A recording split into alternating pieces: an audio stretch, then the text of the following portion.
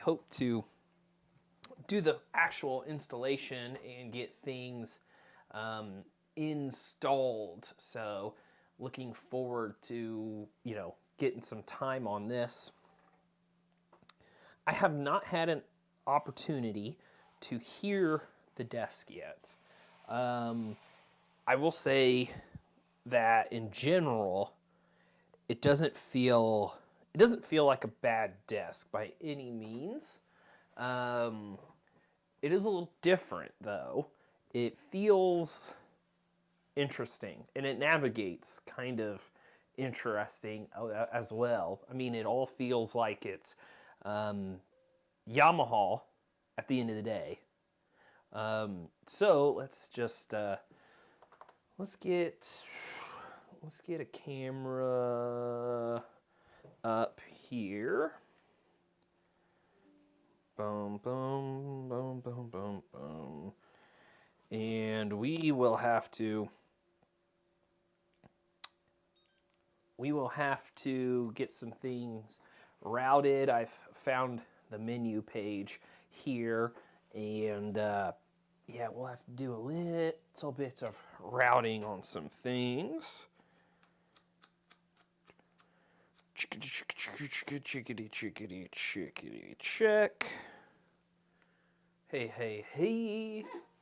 I cannot see comments or anything. Bam, bam, bam. Let's go here. Kaboom. And I've got another camera. We're going to add another camera. What?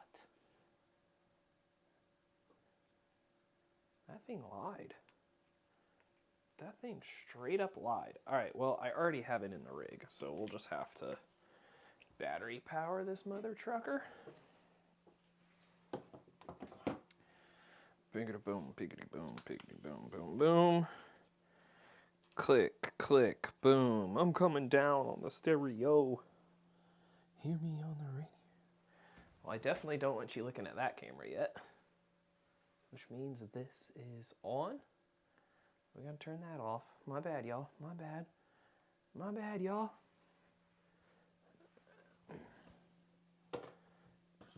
Can I fit you? Kind of like here. Maybe.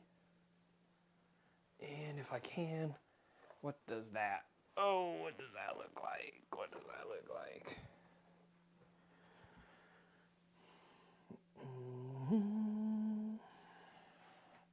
All right, so I'm there. Let's go into this.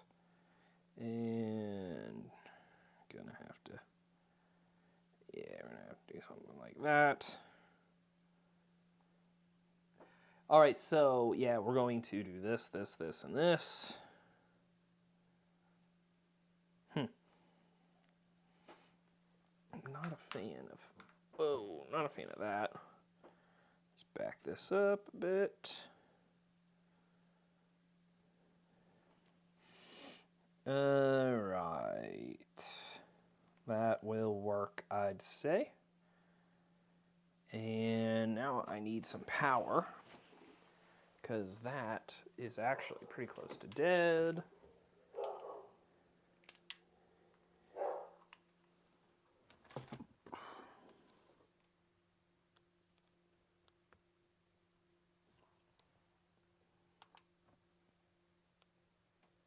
All right. We are charging. We are full steam ahead now. So,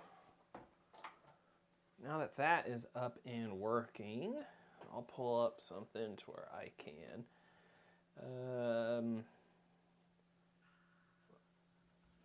Let's turn off all sound. Let's see, can I get into...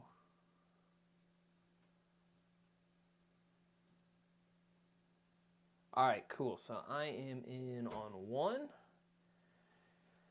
And let's get, let's get something pulled together here. testing out. Yeah, see, that's not right. Doll wing tracks English. We want. How do I change all that stuff? Yo, so I've got this new desk here. We're going to program this thing. And then maybe by the end of this, we will get audio passing through it. I have a stage box that we got to get hooked up into this. And we got to check it. So this is up to 120 channels. A lot is here. We will have stage boxes for around 96 channels. And then I forgot that the DM7s do have physical inputs in. And so we might utilize some of those specifically for, 3.5 playback, CD players, iPods, and different things like that, especially in the front of house position. And then we will probably utilize them as well for some like hard of hearing auxiliary things in the room where we give people body packs, to kind of like tune in and just have assisted hearing. So yeah, we're going to utilize these a ton, and I just have to figure out how to use them.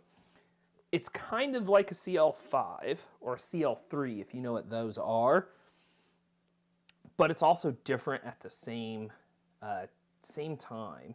And so, yeah, it's quite a bit. It's quite a lot, actually. I don't know. Should I peel off the protective screens? Let's see here. I'm going to want to change some things, but I don't remember how to.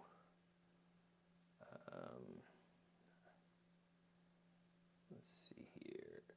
Okay, yep, edit stream info. So we are.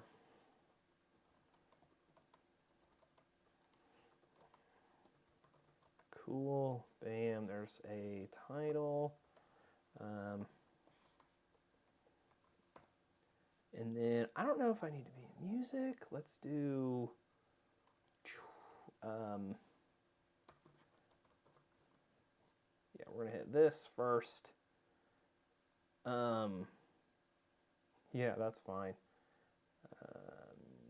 We'll do Yamaha. Sweet. All right, if you're on YouTube, sit tight. I'm going to get to a YouTube browser. Maybe I can actually hear what is going on. Rattling Bones Club. That's an awesome thumbnail, by the way.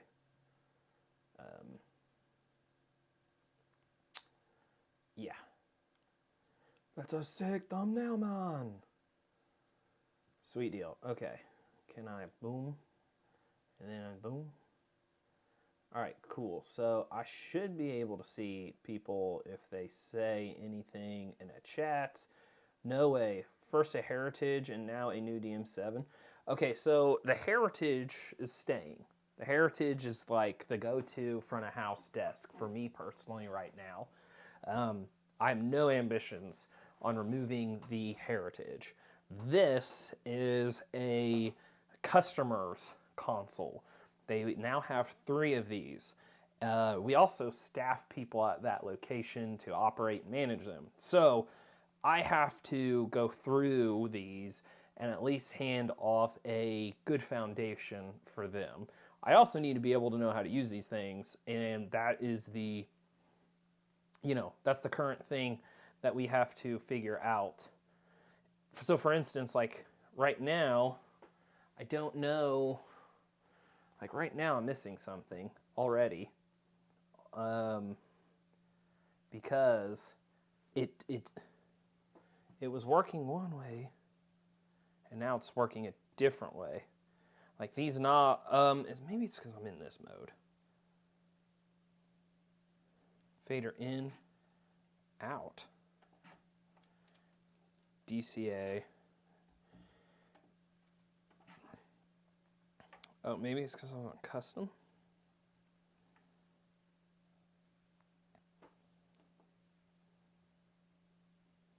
Okay, it's a home screen of some sort. Why am I Auto AG. Oh, that is encoder mode.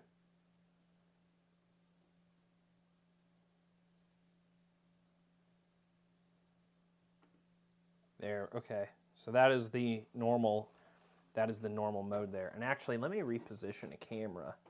I'm going to reposition this camera here in hopes that you could see things better, because there are definitely some things on here that are cool and different, and I have quite a bit of quite a bit of a glare in this position. The light's behind me. There's nothing I can really do about it right now. So if you see, like, there's colors here, so on these EQ parameters. So for instance, this last parameter is green. And so down here, I have 3 green knobs. You would think that in this channel layout that this is for like panning or gain. By default, it actually is whatever you have selected. So like right now, this is the EQ. If I hit this, these are now the adjustments for this gate or for this compressor, right?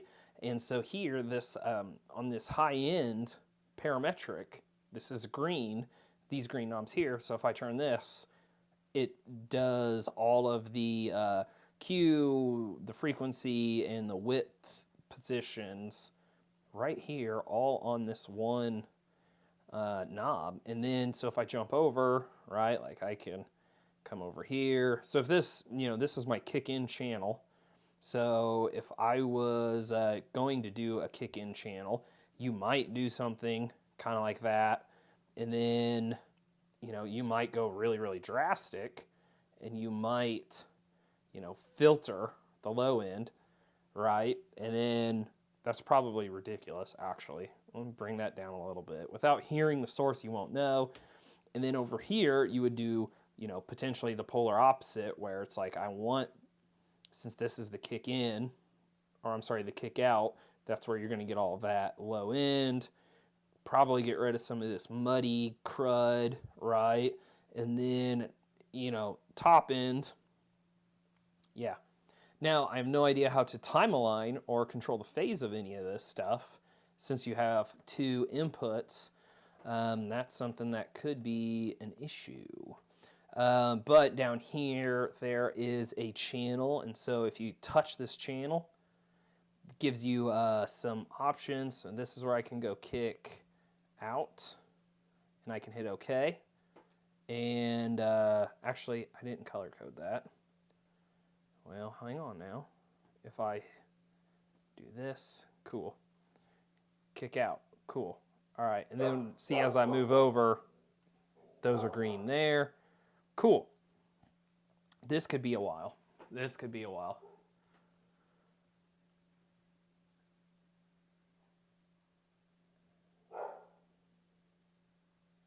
This is not my personal DM7. This is a DM7 for a customer where myself and some of my team will have to operate on it. We have 3 in total, and so rather than pulling out the current CL3s and CL5s that are there and just plugging this in and trying, and hoping it all works, I'm actually going to go through this desk today, tomorrow, do all of the channel labeling, some rough EQs, save that, and then we're going to copy and paste that to the other 2 desks. I also have a Rio here with me. I have a brand new D3 32 channel, 24 output Rio, brand new in a box. I have 2 more. So when I'm done with this will be 3 DM7s. 1 will have the broadcast package, and then there will be 3 Rios. So we'll have a 96 channel stage box configuration, and then these have quite a bit of I/O in the back. There's 32 channels, it looked like, in the back of this thing. So we might utilize some of those inputs as well. So at this point, I have not heard the desks. So I don't know how they sound quite yet. But in general, it feels like it feels kind of like a CL5. I'll be honest, there's some things I don't like. So like the CL5s had this piece here where your wrists hit. That is like a polished wood inlay in this spot right here. And it feels really, really good, like when you first get it or when you have it clean. But when I come in, you know, and my guys have been using the desk for a month, there are so many fingerprints on it. It's oily and nasty, and it's honestly it's gross because you can see it on the, you know, clear polished wood. And so this feels like a pleather of some sort, and you know, typical Yamaha, early Yamaha, I think. And it's cool, but it definitely doesn't feel as premium. The faders feel identical. These are a little rough right now. I think that's because they're just brand new. So for instance, like if I push these faders up and then I switch, listen.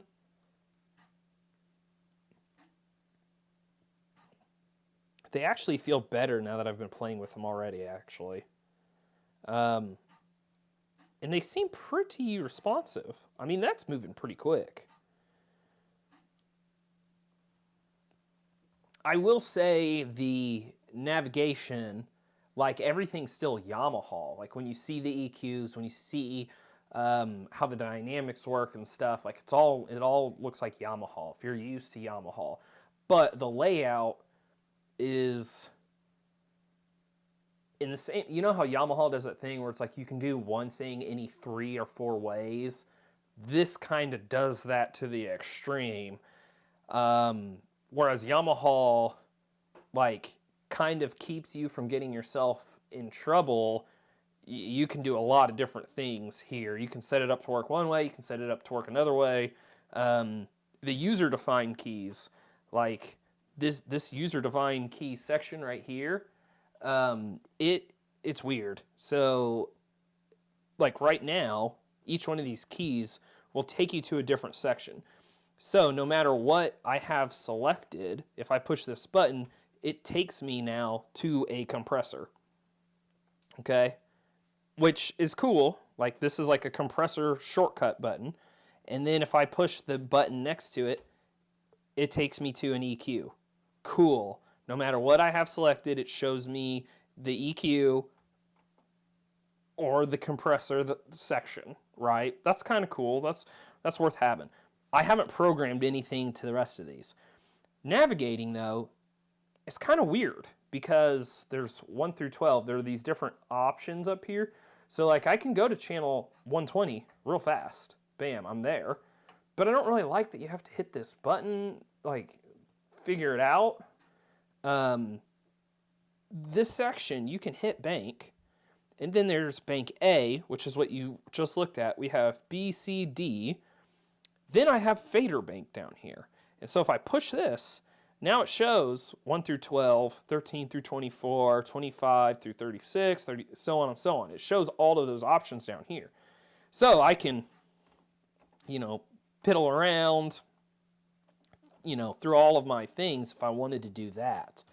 I don't know if this does pop groups. If this thing did pop groups, which I think it does.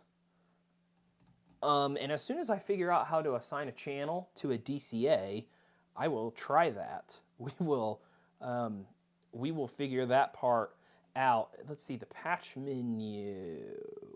Okay, the patch menu looks like a pretty standard digital routing patch. My only concern is, like, how do I 60s, 70s, 90s, so 120. Interesting.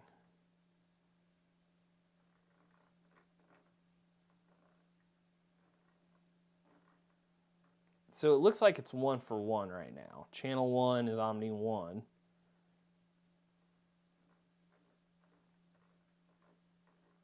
But I have not got the, I haven't got the digital stage box hooked up yet either.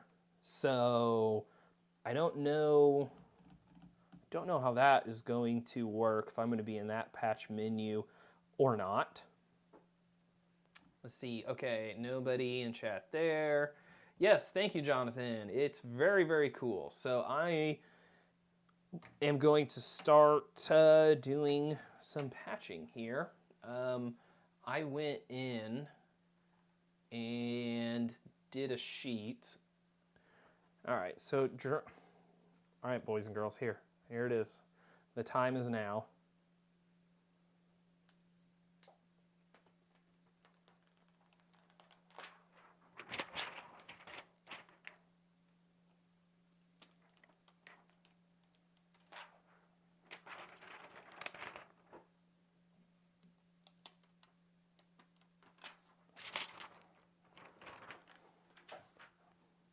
Wow, that felt expensive. All right, so this is going to be,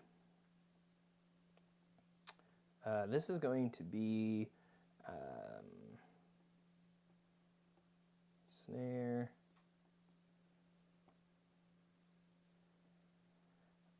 kick, snare. We're not going to do top and bottom on this. We're going to do hats.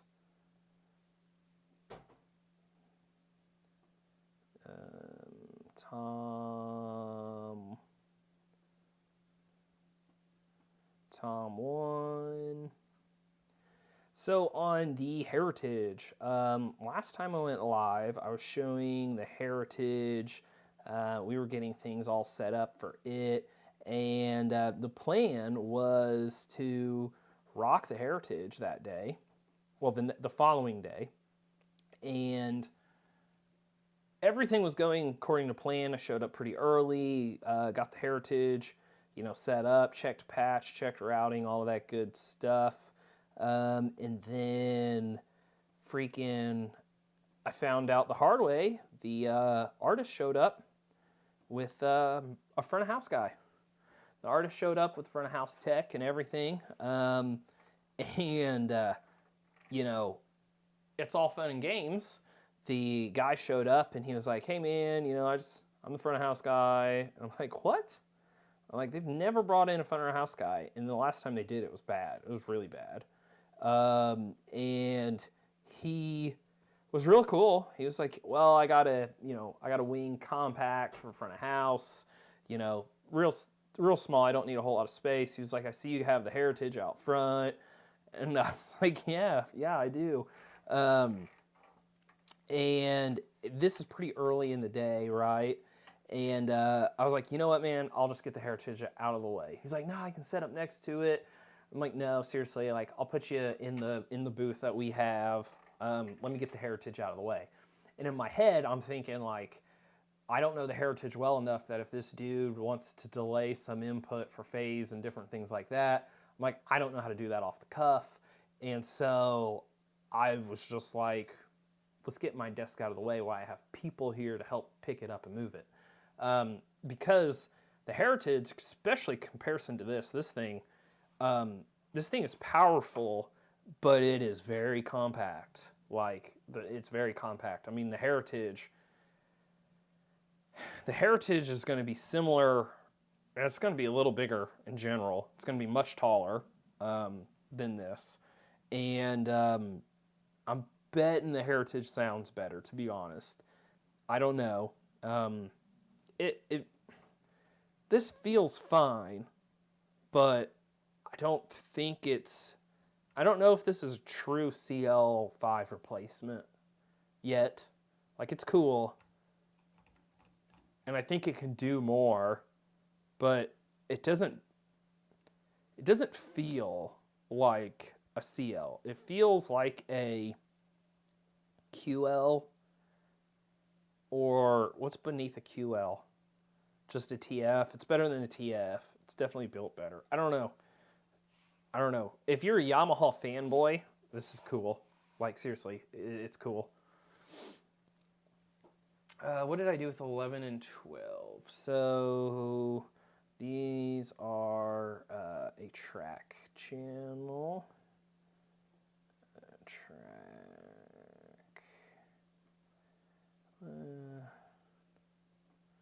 These are going to be a track right. Yeah, and so anyways, I literally picked up that HD, moved it out of the way, and didn't even use it. It was pretty sad. Like, it was pretty sad. Dude, that's 12 channels. Right there, just like that, 12 channels, bam, done. So I'm looking for channel 17 now. So if I hit this, it gets me down to 17 here. And this is going to be my bass. That was a little high up there, but.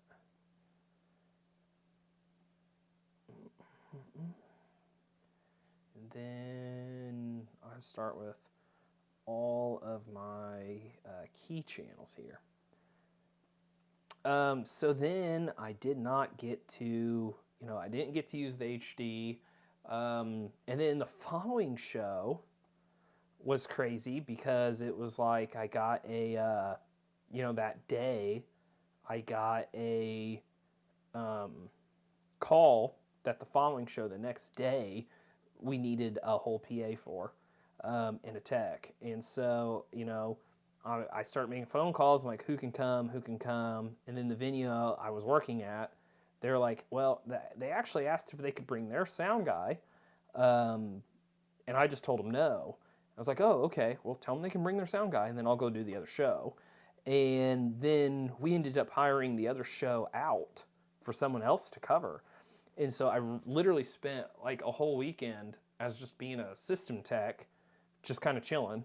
And I was like, I just did all of this to be a system tech for 2 days. And it was kind of ridiculous. I was not thrilled. And, at that point, it's like, I'm not going to, film and do all the other things that go with it. And so I've just been away from YouTube for a while.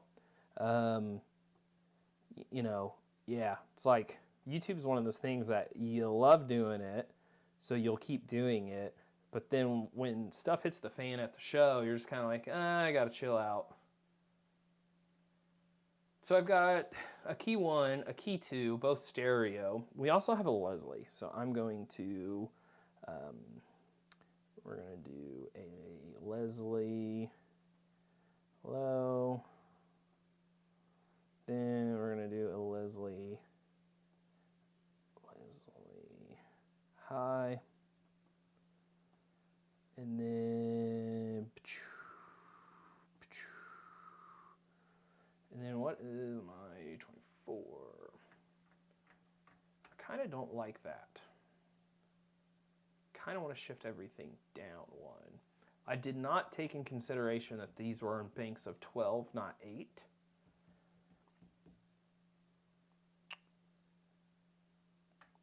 I guess I could just move my guitars down. I was trying to give my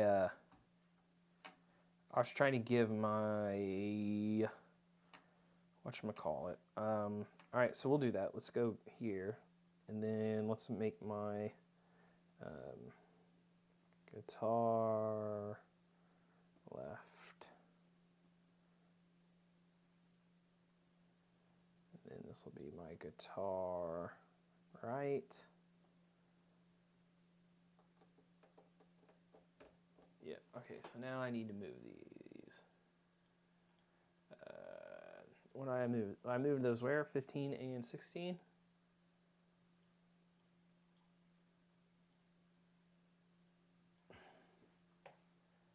All right, so I got another gap. We are getting there. Only a ton more channels to flip and go here. let's do,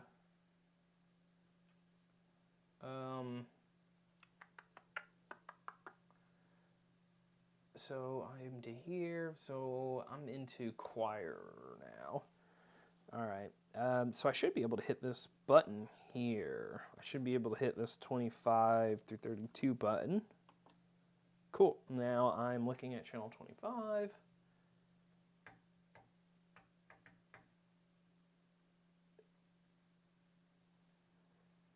I think I'm just gonna put choir 1 there. Yeah, I think that's what I'm gonna do. Let's do that.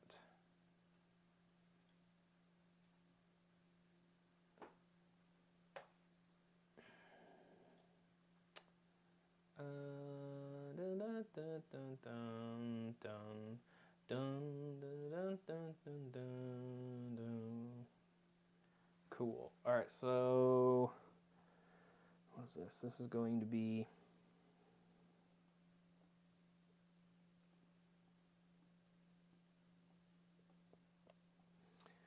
we have 8 choir channels, and I'm sure once they realize they can add more, I'm sure they'll pressure me to add more in, but you know.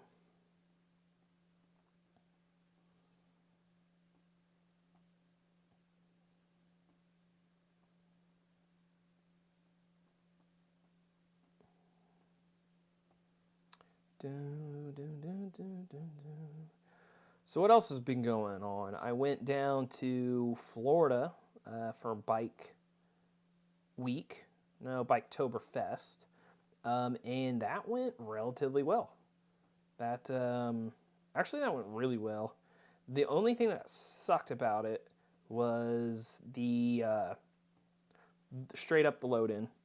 The load in was miserable. Like normally I can back the trailer all the way up to a like the big top tent that you perform in, and this time I couldn't. The ground was a swamp. Everything was underwater for 3 days prior to the event, and so there was a conversation, you know, if they were going to be able to cancel, if they should cancel or not. And the guy that owns the property just started pumping water as soon as he could. And they kept doing it, and they kept doing it, and then we got a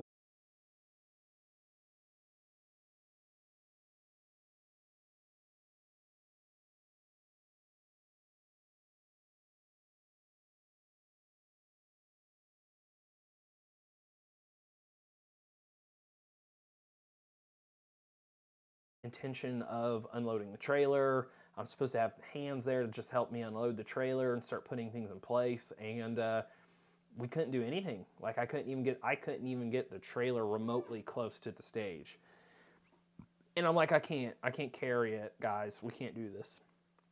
And it was all good. You know, the next morning, kind of the same thing. Like, even if we were going to carry things, we were still so far away from the stage because I wasn't the only person. Like, the guy that loaded the stage in, he had been there all day, and he had to carry all of his decks off of the road, you know, into the tent and set everything up. And so everybody was just behind. Like the tent guy, he didn't put his tent up, you know, days after what was scheduled, kind of thing. So it was not great. It was not a good time by any means. But once we got through that, it was okay. Like we had to get through.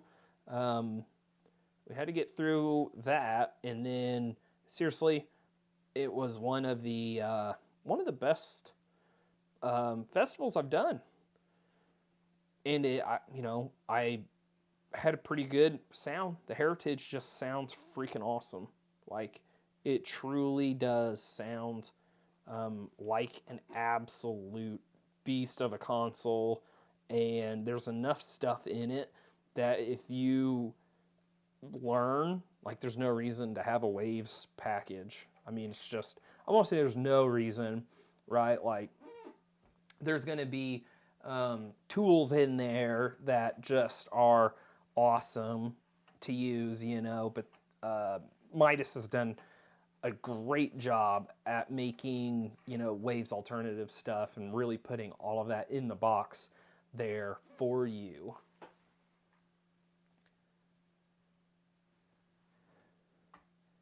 So I've got all the choir here, and then I can put in, I can start putting in channels here. But I kind of don't like that. Kind of don't like that. Well, none of them are stereo. So, like, I've got a Pastor headset. You know, I'm looking at choir mics right now. I've got a Pastor headset, a handheld. Kind of fits. My 2 solos.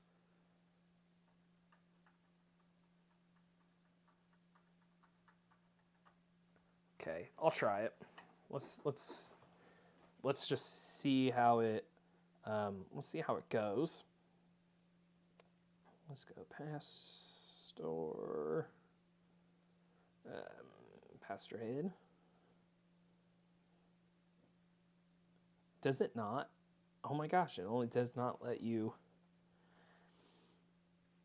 I think on the CL we had more characters because I was able to do Pastor something. Like, I had I don't like that.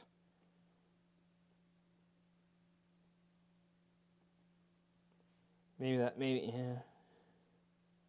Maybe that's what's up. Maybe.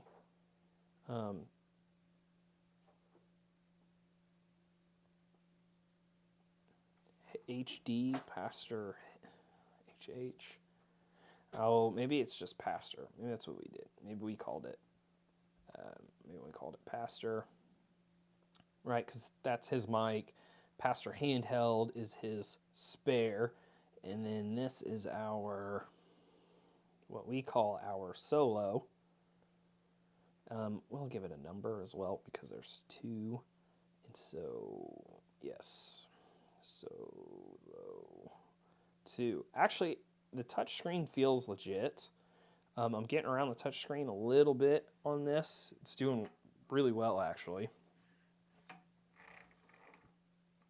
Okay, now, so theoretically, on this screen over here, this bank over here, I should be able to push this, go into 120 mode, input mode anyway, and I was on 25 through 36, so if I go to 37:48, this just continues. See, I could do this, and now I have everything that's over here is now over here, and when I move a fader, it's the same exact thing in 2 different places, and that's what I mean. Like, you could kind of screw yourself up if you don't know where you are. And, you know, now you've got, oh, that's interesting. So it's selecting on both sides. But so then, like, if I go into outputs, oh, I didn't hit, I need to hit something. Yeah, so you can have 2 things selected at all times, apparently. Or no. No, you have 1 thing selected at all times. As I push this, it changes what's selected over here. So there's only 1 item selected on the desk at all times. Okay. Interesting. So we'll go into input, 49 through 16, 30, no, down 1. Cool. And so this is the beginning of what? Where am I supposed to be? Oh, this is supposed to be my praise team now. Velkus. So this is a customer's DM7. This is one of 3 for their venue. I have 3 of the new 32 channel 24-out Rios, the D3 version. So we'll have 3 of those as well. This will be 3 DM7s. 1 will have a broadcast package with it, and then we'll have 96 channels of stage boxes, not including the built-in I/O on this desk, because they actually give you some I/O in the back of this, not just 8 inputs. So yeah, we are tonight and tomorrow we are channel labeling, doing some like rudimentary rough EQs, and then we're going to try and fire up one Rio and line check it to make sure we have signal into the console. And then the idea is that we are, pre-staging for installation day. Basically, we will go in on a Monday. They have a Tuesday rehearsal, and then they have a Wednesday service. And so Monday, I want to spend as little time, turning knobs and making sure everything works. I want to spend less time doing that. I want to like unplug cables, plug them in, and go, okay, kick one is where it needs to be, boom, boom, boom. And then I've got talented engineers that are there, and they can EQ and things at the rehearsal night. So we're getting there. Yeah, we're getting there. But no, so the Heritage is right now when we go to a show, we are taking out the Heritage as the front of house console.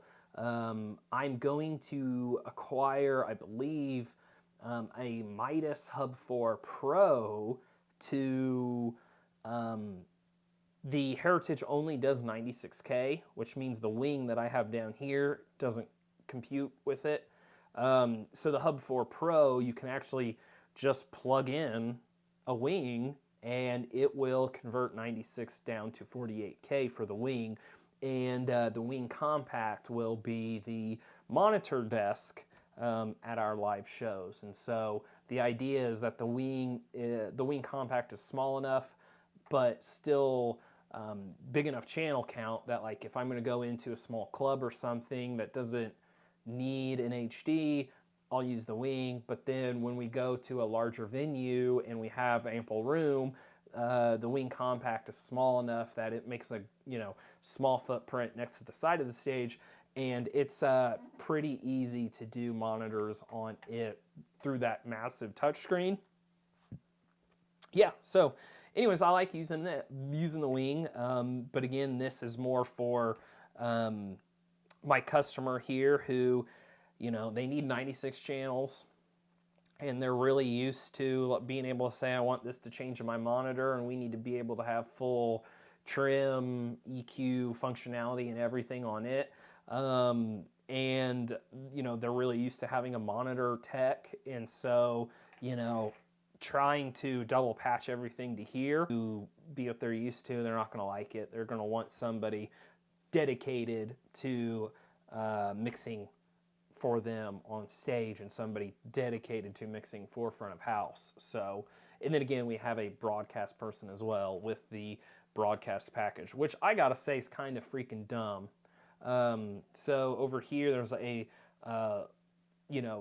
loudness meter button, and it's like broadcast package only. And no, you literally have the resources in here to do that function, but you're going to make me pay X amount of money to unlock that function. Like you gave me the thing already, but you're not going to let me use it. Like, I understand when there's like a sidecar thing that gives you the tools, the extra tools that you might need, but not in this case. You gave me the tools that I want, and you're holding them back through software. The machine has the power to run the software, but you're not going to let me have that. Like, I understand where it's like, hey, we notice a lot of people, they want this broadcast package, and it comes with this sidecar thing, or it comes with this redundant drive rack, so that way, blah, blah, blah. If you don't need it, you don't have to buy it. But in this case, you literally put it in the desk, and you just don't let me use it unless I pay for it. That's highway robbery. That's stupid. Like, that's just freaking dumb. All right, let's channel label some stuff. Sorry, there was tear going on. Yes, this is going to be for an install.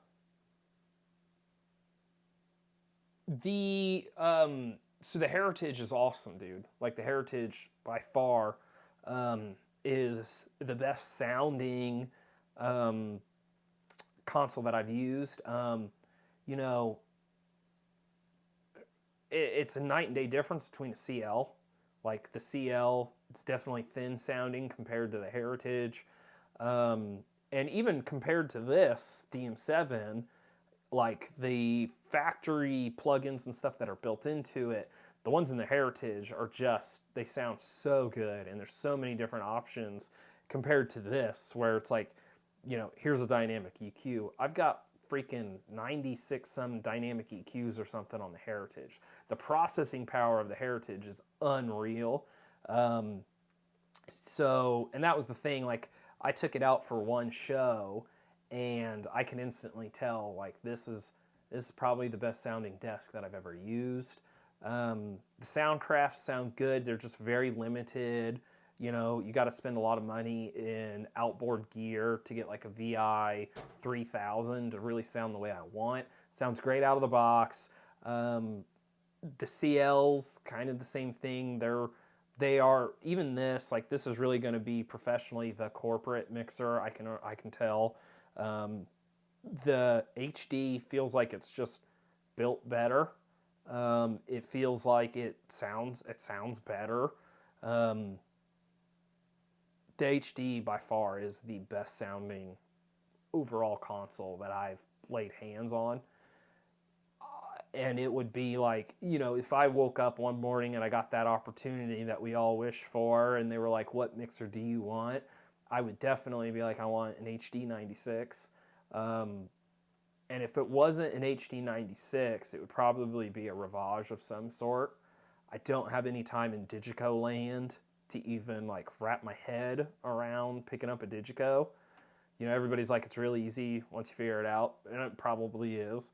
But I've also heard a lot of like nightmare stories about Digicos being an issue. HD Neon. Whoa, what is an HD Neon? Please elaborate. Waiting for the HD Neon to come out. What is the HD Neon? Is that even more portable than that new thing? Than the one that's just the screen? Is that why they call it a Neon? Or is that some hardware? What is the HD Neon? Frick, dude. This is going to be... Is it a rack unit that I have to buy? It's probably a rack unit that I have. Speaking of which, I have a bunch of stuff for sale, guys. I have 24 JBL VRX white installation speakers. I have a bunch of Crown XTI 6002s, 4002s. Yeah, I've got two of the flyable subs with the VRX rig. I've got a mint condition M32 in a road case, like ready to go. I'm ready to move that thing. I have a Midas Pro X with the, what's that rack? Neutral rack, probably the neural rack with it. So you've got all the effects with it. It has a slow fader in it. I'm debating on like, am I going to spend the $300 or whatever and buy 8 new faders just so that way I can fix the thing to sell it? Yeah, I've got a lot of stuff for sale right now. And that's just the stuff off the top of my head that I'm like, I need to sell because it's taking up space. Yeah, I got a lot.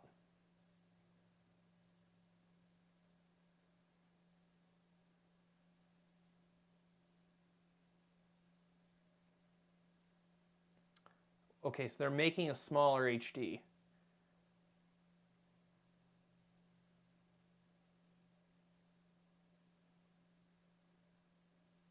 Okay, so the Air is essentially the Tour Fly package, is what you're saying. And then they're going to make a half the size HD, and it'll probably be just over half the price then. Huh. I don't know how I feel about that.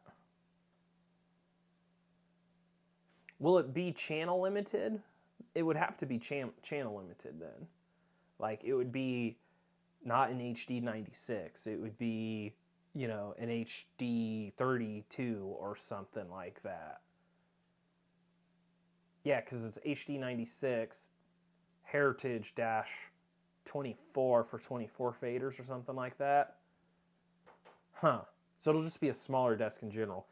And this is one thing that I'm wondering, like, I don't know if we're going to get a true M32 replacement at this point. If they're not just going to go like, okay, Behringer is an X32 equivalent. They'll probably revamp the X32 at some point and give you a new X32 that is very limited still. And then they'll probably give us, well, they probably won't give us anything else, just a new X32 essentially.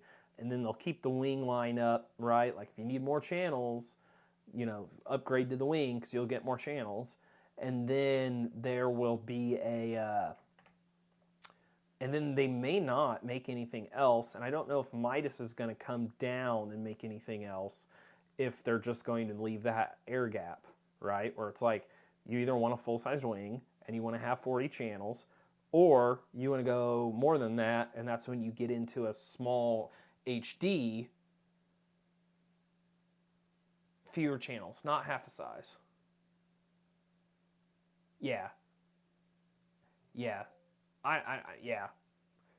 I don't know. It is a prototype. Yeah. I wouldn't be surprised if it was a prototype. But I'm just saying in general, like, if this HD, the small HD, if it comes in, a little more, which it should come in a lot more than a wing, but if it comes in relatively close to a wing, if it's an extra $3,000 or something, you can go from a wing to an HD Neon. I'll probably move my wing, and I'd probably get into that for a small show, right? If I'm doing a 32 channel show or something.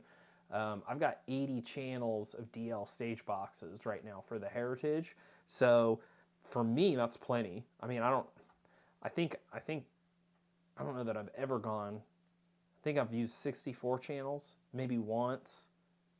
I've never gone over, but that's what I like about the Heritage, is that I can do a ton of inputs on that thing if it comes down to it. Like if I'm doing a symphony or something. What happened to your wing? Did you end up keeping that? Okay, so yes, I do have the wing. Actually, this camera right now is on the wing. I've got the wing there. I got a SKB case for it. Originally, I thought I was going to have to sell the wing so that way I could acquire the Heritage, the HD96.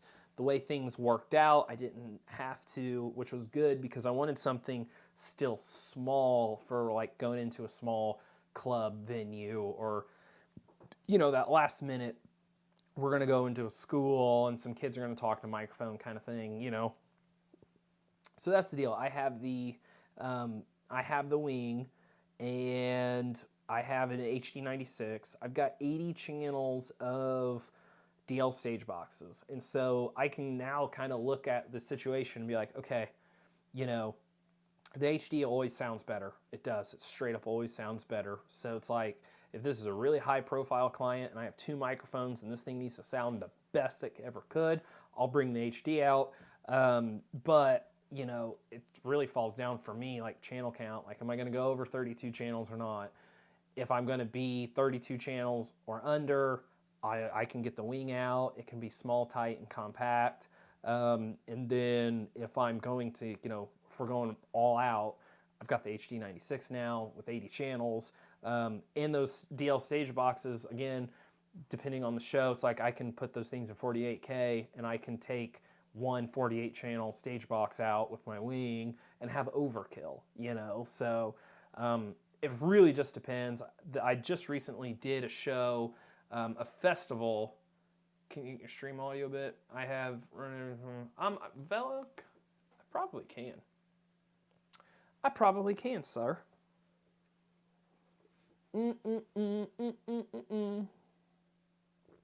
I'm just using this little, cheap wireless thing, and so I don't know how well it holds up or how well it sounds since we're just patching some cables and stuff today. Let me turn this down just a little bit. I see green lights. I see green lights pretty much as tall as I'm going to be able to get green lights at this point. So that should probably help. Throw. There we go. All right, sweet. Thank you for the feedback. Now I know this little live stream setup that I have. It's cool for doing this, you know, and doing things last minute. Like if I walk into the church or something and I want to live stream, this is the system that I use where I can throw one of these little things on the deck. And as long as I have a strong enough wireless connection, you know, I can put something at front of house and then I can put something else on deck and I can drive it from an iPad. So like it's cool and all because it's wireless and it's easy, but then because it's wireless, it can also suck.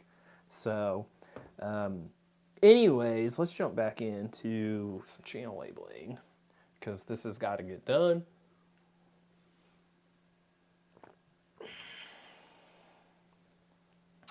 That's better. Cool. I'm glad that's better. And so, guys, what mixers are you using right now?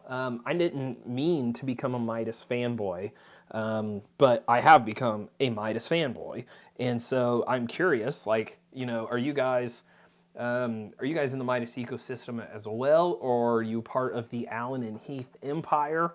You know, I like selling Yamaha equipment because the Yamaha equipment is typically extremely reliable. Where it lacks in sound quality, it makes up for in you know, performance and durability. So as far as, you know, money goes. So anyways, yeah, that's kind of why when I get into a client that is like, well, we just need good sound, and they are financially conscious to a certain level, you know, what do you point at? What do you go to? Yamaha is great for doing just that. So the HD was just something that was like, hey, this is a great opportunity. I got to try it. We got to get it and see how that goes. And now, you know, I have no regrets. Like, I mean, I'd trade in the wing any day, you know, to get into that. So we've got a ton of Praise Team mics. So this is a Praise Team. This is a Praise Team. Here we go. We're going Praise Team crazy, my man. Praise Team crazy.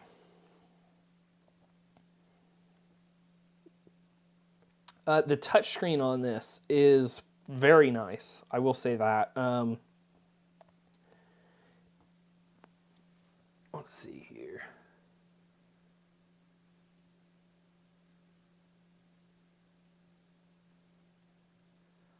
Wing full size for school events, absolutely. If you've got a full size wing, and I will say this, like I thought the wing was like a. I thought the wing, you know, they advertise it of having the same preamps as like the blue DL stage boxes, and no offense, but I called that marketing BS, right? I was like, there's no way. Nope, there's no way that they're going to make like a $2,700, you know, $3,000 console have the same inputs that the Heritage D is supposed to have. There's just no freaking way. Why would they do that? This doesn't make any sense at all. And so I took the Heritage out with the, you know, DL blue stage boxes. Sounded freaking awesome. I left the blue stage boxes behind. I brought my wing out, used the exact same blue stage boxes, and I audibly, I could tell a big difference between the 2 days, but I could not tell a difference between plugging an input and an output into the back of the wing versus using the blue stage box. So I believe it. Like, you have HD, you have an HD preamp in the back of your wing. I fully believe it. All of the HD sizzle special stuff is in the processing. It's not in the preamp. So yeah, that wing sounds awesome if you can, use it correctly. You got to be careful with the wing. They give you enough plugins and stuff in there that you can start screwing yourself up. And the one guy that came in to the venue with a wing, he had a printout, a paper printout of the phase delay compensation. Well, not compensation, but the phase delay times for each plugin. And he was very conscious about what he was adding and where he was adding it.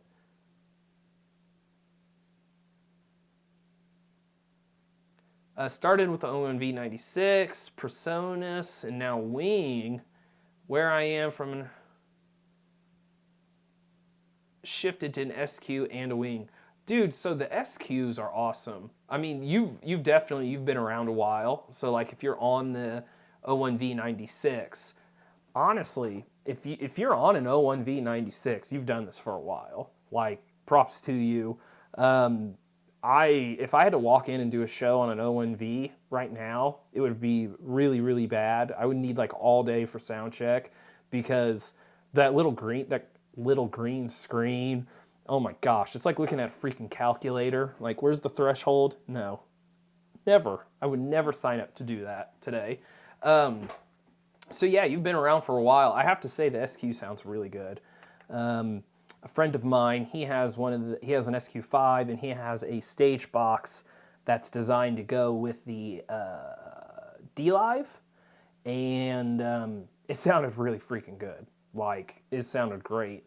And back then, the venue I was at, we only had an X32. It was before I got the Wing, and so I can tell instantly, like, kick drum, channel 1, and I was like, oh shoot, that thing sounds really, really good. I don't think I'm a fan of the SQ, Allen and Heath in general, things like routing and stuff like that on it, I'm not a big fan of, but they do sound really good. And like this thing with the whole, like the loudness meter, again, is built into this thing. The processing power is here, and I can't utilize it unless I type in a special code that I had to spend money on. This is dumb. SQ, Allen and Heath, they're doing stupid stuff like that too, and that's irritating. I mean, I understand where it's like it's an extra rack unit, but again, the horsepower is here. You're just not letting me use it, and that's dumb. That's freaking robbery. Oh my gosh, I have so many praise team mics. My gosh. Lord help me. Let's see, 14. Jeez, I'm up to 15. Frick, dude. Higher grades are mainly LV1 and D-Live. So that LV1, how is that LV1? I gotta be honest, like, we could sell the Heritage, the HD, and we could almost get into two, decent input-output LV1 systems. And it was a conversation. And I'm like, I don't know. Like, it's the first desk that has really been made by Waves, like their whole modular thing. I'm like, no, I'm not about that. One cable connection is done and now the whole system's messed up. No. And then so I saw the LV1 Classic and I was like, okay, they finally did it. But is it good? Like, I'm sure it's good on a good day, but is it good on a bad day, right? Like, is that thing durable? Again, the LV1 Classic versus this in a broadcast position, I'm sure an LV1 Classic will sound freaking awesome with all of the plugins. Even with the broadcast package on this thing, I don't think this thing stands a chance compared to an LV1 in a broadcast position. But, I still feel safer with this because it's Yamaha, right? Like, what's going to happen to this thing? Whereas that LV1, I could totally see some kind of mix engine dying and you got to open it up and replace it. And nah, yeah, bad juju, man. Bad juju. Bad juju. Actually, yeah, there's been a couple of venues where I've bid out LV1 systems. And I'm like, this is so freaking cheap. Is it reliable?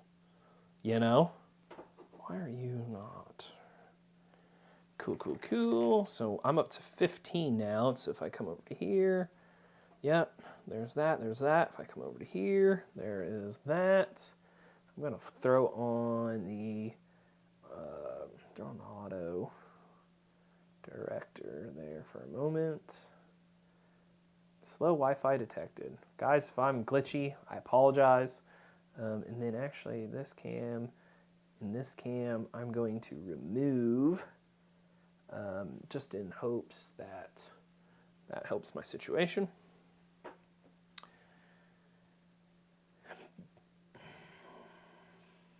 Been gigging about 15 years, owned an M7. Oh yeah.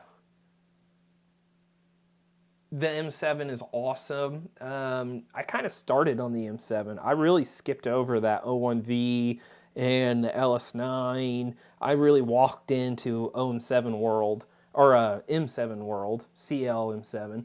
And then I walked that same venue that had the M7, had a Yamaha PM5D. And then so that was where I got my feet wet on like a big console with super high channel count. And so, yeah, the PM5D sounded awesome. Good gooseneck recommendation. That is really, really tough. It's not as much as the gooseneck as much as it is the mic on top of the gooseneck.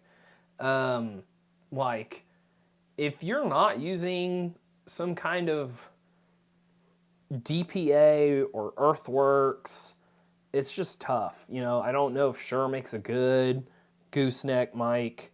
That's just a tough situation to be in general. So yeah, I would lean on the, I would look for an Earthworks or a DPA gooseneck microphone style there. You really can't go wrong with either one of those. Right now, as far as microphone goes, I really want to try the Earthworks kick mic that they have, and I want to try Shure's Nexodyne series. Both of those are kind of two microphones that are on my mind right now, but I just did a festival and on the HD, and I had an AKG D112. And I had to do some crazy EQs on it to get the sound that I wanted. But at the end of the day, I did get the sound that I wanted. And so I don't know that I'm really like hurting for another really expensive microphone. See, I've got 18. There's a 19, but I don't think I have an actual mic 19. So we're just going to color these. Bam, bam, bam.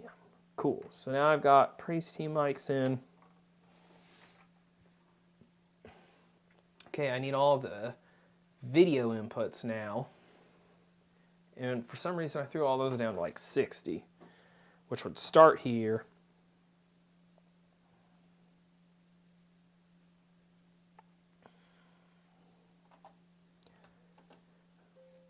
I don't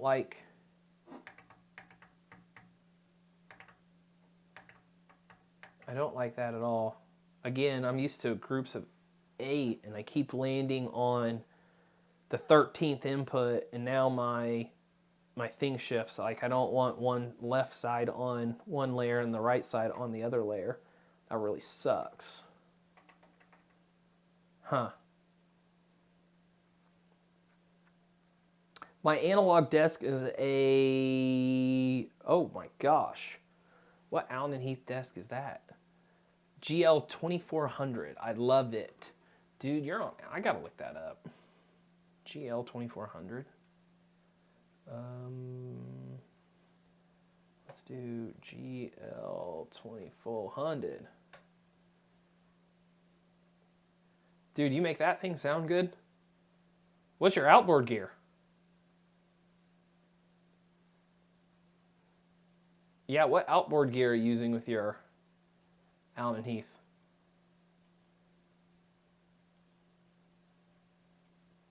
I've got a venue that has mix wizards all over the place, and they were installed, in the height of Mix Wizard, and they were put in racks and never really used. And so this this convention center sized venue has just got Mix Wizards like relics in multiple rooms and little time capsules, perfectly good little mixers that they never use.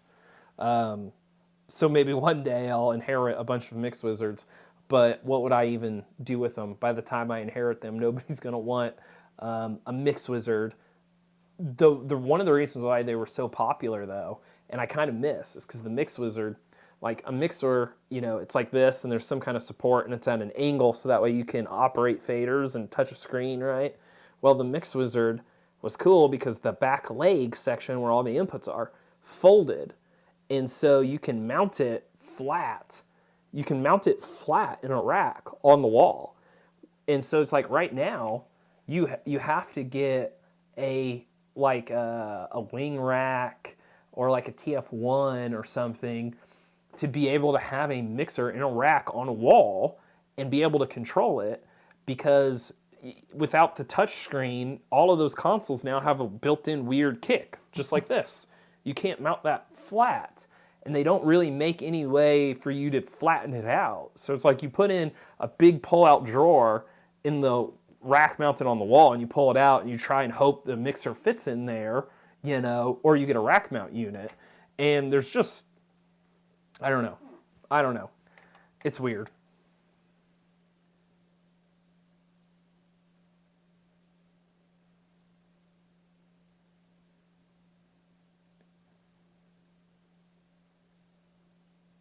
So you've got one rack of Yamaha and a digital main bus processor. Right on. So your Yamaha's probably like your verb and your delay and stuff. Digital main bus processor. Okay, and so that's your filtering, your PA management there. Yeah. So most of the category bands here switched to LV1. I have heard they have been a bit sensitive to poor power. Oh, so you're like, if you're 119.5, there might be something going on there, huh?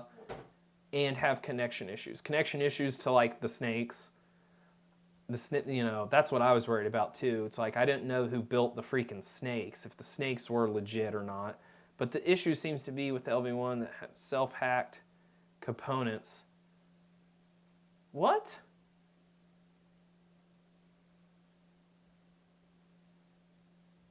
Seem to be with the LV1 that have self-hacked components, not OG waves. Man. See, that's the kind of stuff that I was worried about. That's the kind of stuff that didn't make sense to me. Like, if Waves would do it or if Waves would cheap out on it or not. So you haven't been on the LV1 yourself either. Interesting. Okay. Yeah. Yes, I've seen that you can make your own wave server. I've thought about trying to do it so that way, like, the wing, get a sound grid card for the wing and then build a wave server. But I was just like, by the time I build a server, I'm probably going to just end up spending, thousands of dollars anyway and just buy my own. So where was I on this? So 60, I think all of this stuff's going to get bumped. 60, 61, 62. Yeah, we're going to have to bump all of this stuff down to 61.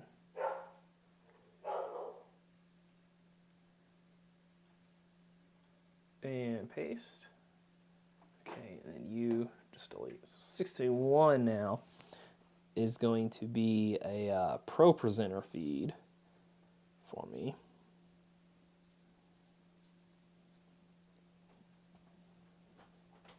Is that my wife coming to ask me about dinner?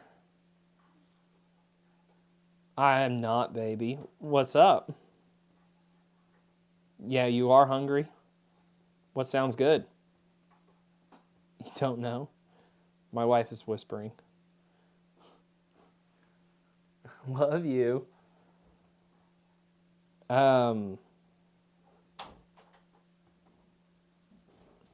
Okay, PowerPoint apparently is too many characters. So Power P. I don't like that at all. I don't like that.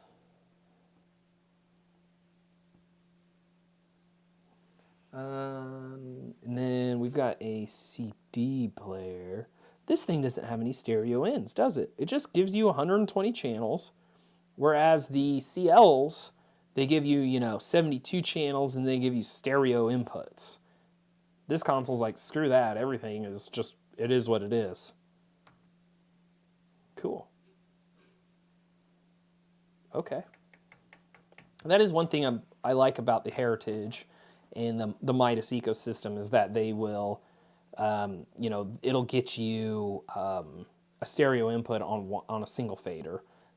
I know it sounds silly, like a gimmick, but that's actually kind of beneficial. It can make routing kind of suck, like if you got to make decisions on the fly. But if you're set up, and especially if you're working for an artist like all the time, and you are there and set up, it's pretty legit. Because again, I don't like, you can't have an input fall over to the next layer and link them, so you have to be conscious about that. Whereas I think this, they just don't care. Like, it just is what it is. Maybe. I don't know. Don't know yet. We haven't tried to... PPT is short for PowerPoint. You know what? I'm going to send it. Here. Caps. PPT. Done.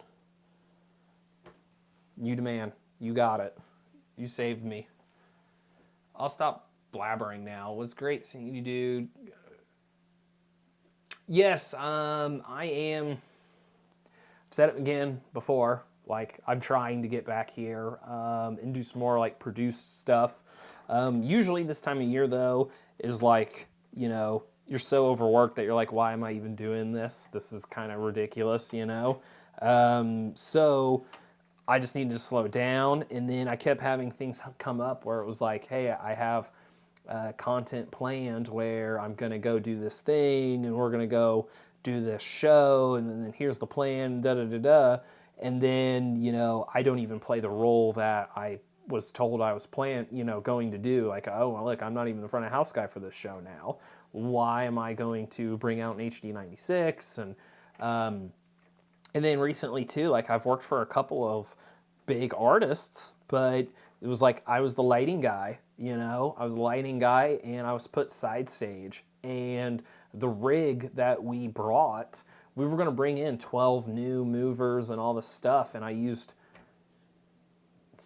6 of the 12 movers. I used half of the rig, and there was a bunch of drama, a bunch of stuff, and it was all good. The show went well, but it was like every second of the day, problem solving, every second of the day, answering a question.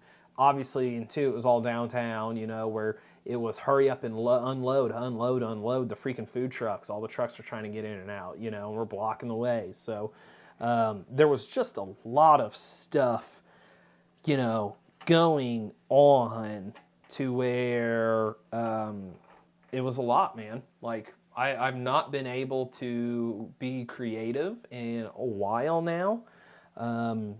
Which is okay, like I'm really focused on making money right now, and that is not the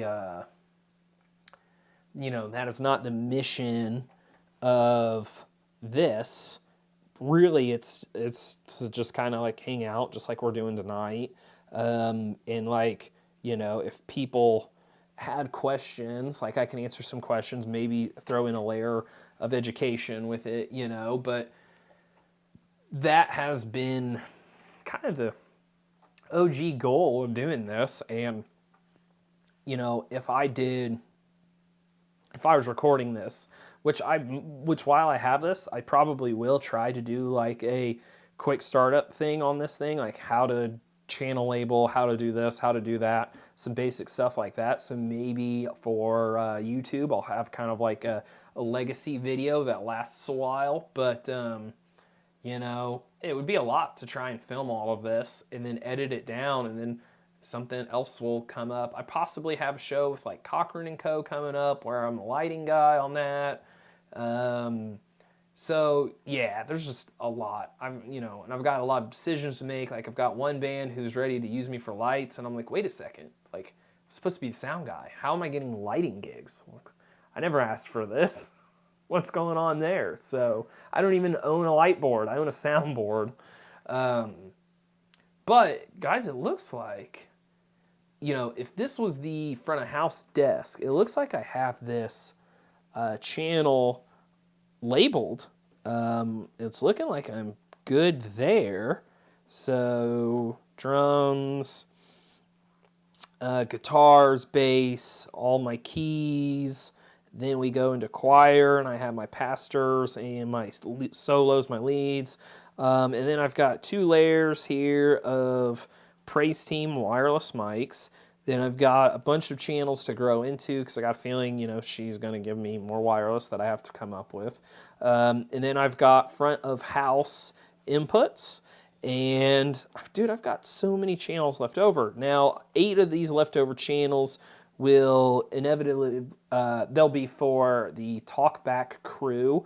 So the band, everybody in the band pretty much has a talkback, and so those inputs will not hit this desk, but those inputs will hit a desk identical to this, so I might patch them in and label them that way to begin with. So yeah, we're getting there. I don't know if I'm going to do the loudness broadcast package on this or not. But guys, I think unless there are any like specific questions about this thing so far, I think I'm going to call it a night for the live and have dinner with the wife. Unless you guys have a question pertaining to this Yamaha DM7. And my mic is probably going to die here soon. And I don't think, I am on Twitch. Like, if you guys are actually Twitch dudes and prefer that, your browser encountered an error while decoding the video, reload player. I can be on Twitch. I am on Twitch. 5 watching now. So a bunch of you just left because I was like, peace out, truckers. So, yep, I think I'm going to go have dinner with the wife. And then I will do more saving, and we'll dive into some more stuff because there are multiple compressors and de-essers and different things. And I didn't even get into the rack. If you are, a Yamaha dude, I've got all of the Yamaha racks, some of the stuff is cool. Some of the stuff, like there's a dynamic EQ, right? Just like on the CLs and the premium rack stuff. I don't think I've gotten any extra bells and whistles in this that are not available. This is new. I don't know how to use this quite yet, but this is new. I actually don't know. I don't know if this is a multi-channel compressor or if this is I'm assuming it's a compressor. I need to look this plugin up. I need to look into it. I've heard about it before, and I've heard guys be like, this thing was awesome. But I don't know right off the top of my head what it's doing. I think it's a multi-band compressor or mastering of some sort. Loudness meter. Yeah, I need to look into that. But all right, thanks for hanging out. I will be documenting a bunch of this stuff, and we will be. I'm going to document installing everything. So you'll see us pulling CLs out and putting these in, and we're going to talk about a lot of the performance benefits. So yeah, I'm going to go have dinner, and then I'll come back and do this, but this will end our live tonight. If you had a good time, let me know if you want to do this more often on the regular. Take care.